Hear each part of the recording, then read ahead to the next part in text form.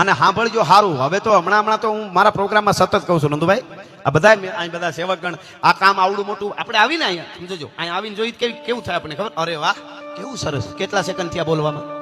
અરે વાહ કેવું સરસ આયોજન, બોલવામાં કેટલા સેકન્ડ થયા? વધીને 2. પણ એ 2 સેકન્ડ જે મેં વખાણ કર્યા ને એ કરવા માટે આ સેવકગણ મિત્રો 2 મહિના દોડ્યા છે. એને એકવાર જોરદાર તાળીઓથી બતાવો, ત્યારે આવડું મોટું પરિણામ આવ્યું છે. કોઈ પણ પરિણામ સારું કરવું એ બહુ અઘરું, વીખી નાખવું હાવ હેલું. તમારે કોકના ગામમાં ભેળા કરવા છે ને તો મરી જાઓ તો માંડ ભેળું થાય. બાકી 2 ના ભાગલા પાડવાથી એક એવી દિવાળી આવી જાય ને ક્યાંકથી છે. 2 બાજુ તાપ કરીને વચ્ચે બેઠો બેઠો તાપતો હોય કે આને બેન બગડી તે જ કર્યું બધું. આ ઉંબાડા મૂકવા વાળો જ તું હતો.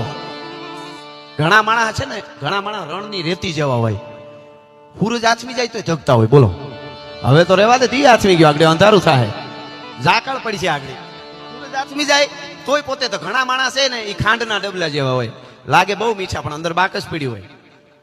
ભડકો કરે તો ખબર પડે કે આ હળગાવે છે હોત.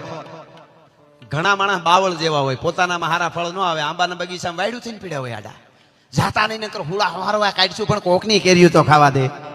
તારા પલડા ક્યાં ખાવા છે અમારે?